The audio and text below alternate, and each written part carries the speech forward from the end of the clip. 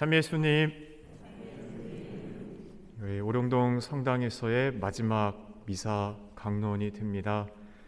이곳에 또 마지막 성별 미사 보내는데 이렇게 와주신 교우분들 진심으로 감사드립니다.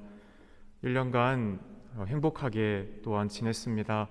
저에게 주어진 일들을 하는 데 있어서 오늘 일독서의 히브리서에서 우리는 원형이신 그리스도의 또한 흐릿한 모습이지만 또 착한 목자로서 살아갈 수 있도록 많은 교우분들께서 끊임없이 기도해 주셨고 물적으로 또 영적으로 많이 도와주셨기 때문에 또 행복했고 그 모든 일이 가능했습니다. 이 자리를 빌어서 또 함께해 주신 우리 오종진 우리 신부님 다시 한번 감사드립니다. 또 우리 함께해 주셨던 우리 수연님들, 또 우리 사무장님, 또 사목회장님, 사목위원분들, 또 우리 청소년 사목협의회 회장님, 또 함께해 주셨던 청소년 사목위원분들, 또 우리 초등부, 중고등부 교사들, 또 우리 학생들 다시 한번 진심으로 감사하고 사랑합니다. 늘 마지막이라는 것은 조금은 아쉬움이 남는 것 같습니다. 있을 때 더 잘해드렸어야 되는데 또 막상 가려고 하니까 못해드렸던 것들만 또 다시 생각이 좀 나네요. 그래도 또 마지막이 늘 하느님 앞에서 최선을 다할 수 있는 삶이라는 걸 이 짧은 시간에도 다시 한번 보는 것 같습니다. 늘 하느님 앞에서 오늘 우리에게 주어진 마지막 시간이라고 생각한다면 우리는 그 시간 만나는 이들 또 하고 있는 일들을 늘 소중히 할 것이다 라는 것을 또 다시 한번 생각해 봅니다. 다시 한번 또 정말 감사하고 행복했습니다.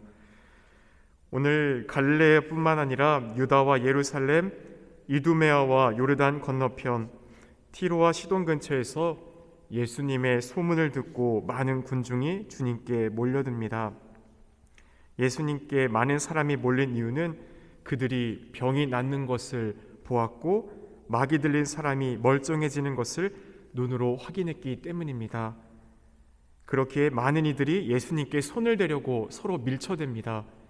이 장면을 잠깐 상상해 보면 한 사람, 곧 예수님께 수없이 많은 이들이 손을 대기 위해 몰려들고 있는 이 상황이기 때문에 정말 혼란스럽고 아수라장에 가까운 모습이지 않을까 생각해 봅니다.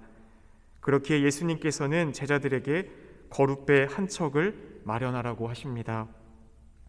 앞다투어 갖가지 질병을 잃는 이들이 손을 대려고 하는 가운데 예수님께서는 그들에게 더 큰 가르침을 주시기 위해서입니다. 당장의 필요에 따라 예수님께 몰려든 이 많은 군중들은 마태오복음 7장 26절, 27절 이하에 나오는 것처럼 모래 위에 집을 짓는 이들과 같은 모습입니다. 당장에 필요한 것들, 어려움을 호소하고 그 어려움이 해결되기를 바라는, 한마디로 예수님께 이것만 해결해 주세요. 그러면 제가 더 신앙을 갖고 당신을 따르겠습니다라는 어떤 조건부 신앙의 믿음을 보여주고 있을 뿐이겠지요. 예수님을 믿고 따르면서 우리들은 겪게 되는 어려움이나 고통, 그것을 회피하거나 치워달라고 할 것이 아니라 늘 예수님께서 걸어가셨던 십자가의 사랑의 모범을 기억하며 그것을 잘 인내할 수 있는 힘을 달라고 청해야 합니다. 그렇기에 예수님을 믿고 따르면서 겪게 될 어려움이나 고통이 주어진다면 오늘 이 군중들은 썰물처럼 빠져버릴 사람들입니다. 요한복음 6장을 보면 예수님께서 당신을 두고 나는 살아있는 생명의 빵이다, 나를 먹지 않고서는 내 살과 피를 먹지 않고서는 영원한 생명을 얻을 수 없다, 나는 하늘에서 내려온 살아있는 빵이다, 그 빵은 내가 너에게 줄 내 살이다 라고 말씀하시죠. 5,000명을 먹이신 그 기적을 보고 수많은 사람들이 예수님을 억지로라도 왕으로 세우려고 합니다. 하지만 예수님의 이 영적 가르침을 듣고 이 말씀은 듣기가 거북하다라고 하면서 주님의 곁을 다 떠나갑니다. 결국 그들에게 조금이라도 원했던 모습과 달라지거나 조금의 어려움이 찾아온다면 이처럼 썰물처럼 빠져버리는 그런 신앙을 가져선 안 됩니다. 예수님께서 우리에게 주시고 싶었던 것은 어려움을 피할 수 있는 그런 방법이 아닙니다. 예수님께서는 당신을 사랑하기 때문에 십자가의 그 고통을 사랑으로 안을 수 있는, 그 감수할 수 있는 반석 위에 집을 짓는 믿음을 우리에게 요청하고 있습니다. 예수님께서는 사람들을 무태두고 배 위에 올라 거리를 두신 것은 결국 당장에 주님께 손을 대서 기적적인 치유를 받는 것보다 더 근본적인 가르침, 곧 당신의 말씀을 들으라는 것입니다. 배는 교회를 늘 상징하고 있습니다. 예수님께서는 그 배, 우리가 구원으로 가는 이 방주 안에 늘 함께하고 있습니다. 우리가 느끼지 못하지만 세상 끝날 때까지 우리와 함께 하시겠다라고 주님은 약속하셨고, 당신의 거룩한 영을 통해 또한 이 교회를 이끌어가고 있습니다. 당장의 기적보다 더 중요한 것은 주님의 말씀을 듣고 그 말씀을 기억하는 겁니다. 우리가 말씀을 기억하지 않으면 그것을 삶으로 실천해내기가 어렵습니다. 예수님을 만지려고 애를 쓰는 사람들의 간절함과 절박함을 예수님께서 그렇다고 외면하거나 모른다라는 것은 아닙니다.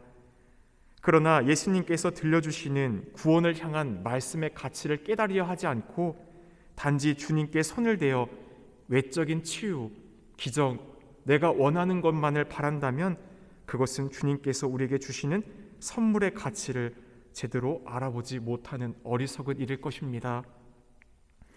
육체적인 구원의 치료도 필요하지만 영혼의 구원이 늘 우리 그리스도인들의 첫째, 최우선입니다. 몸만 고쳤을 뿐 자신의 영혼을 고치지 못한다면 무슨 소용이 있겠습니까? 사람이 온 세상을 얻고도 자신의 영혼을 구원하지 못한다면 무슨 소용이 있겠습니까?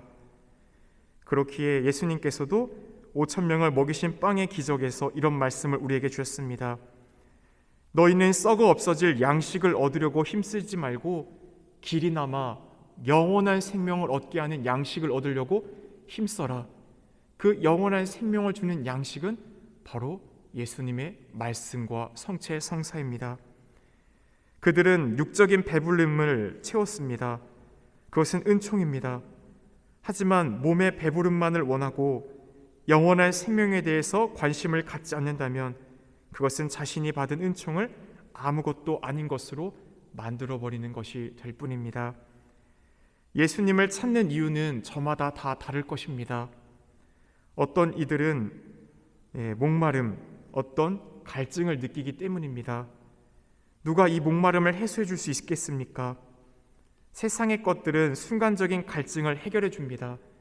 오늘날 한국 사회에서는 특별히 돈이라는 우상이 이 갈증을 해결해 줄 수 있을 것처럼 우리에게 가까이와 유혹합니다. 그러나 그것은 순간적인 탄산 음료와 같다라는 겁니다. 발포성인 시원한 목마름을 해결해 주지만 우리에게 필요한 것은 그런 탄산이 아니라 늘 먹을 수 있는, 늘 마실 수 있는 마르지 않는 영원한 샘이신 주님입니다.